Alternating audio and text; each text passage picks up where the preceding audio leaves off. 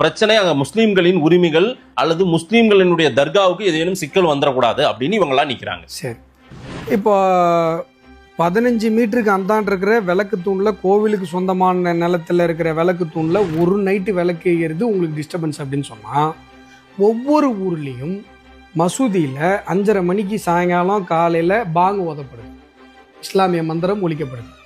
உங்கள் காதலையும் விழுது, எங்கள் காதலையும் விழுது.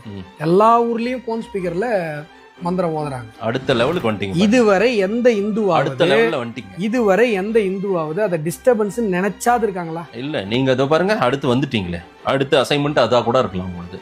நான் என்ன கேக்குறேன், நான் கேக்குற கேள்வியில நியாயம் இருக்கா இல்லையா? இல்ல, நீங்க வாதத்துக்கு வைக்கிற மாதிரி நியாயத்தை இது வாதமா வன்மமான்னு தெரியலையே உங்களுக்கு.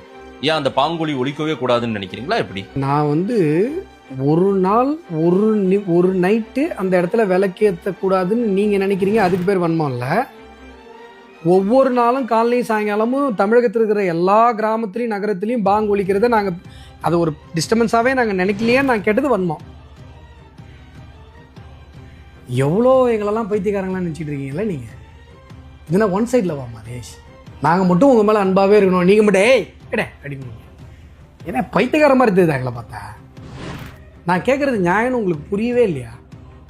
ஒரு நாள் 365 நாளில் ஒரு நாள் ஒரு இரவு கார்த்திகை அன்னைக்கு அந்த விளக்கு எங்கள் கோயில் நிலத்தில் இருக்கிற எங்கள் விளக்கு தூரில் நாங்கள் ஏற்றுறது உங்களுக்கு டிஸ்டர்பன்ஸு.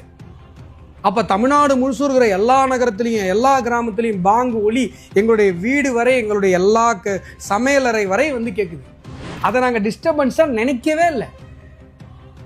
சகோதரத்துவன்றது 2 பக்கமும் இருக்கணும் மதேஷ். ஒரு பக்கம் இருந்தவங்க மட்டும் வந்தால் அதுக்கு பேர் சகோதரத்துவம் கிடையாது, கேனத்தம்.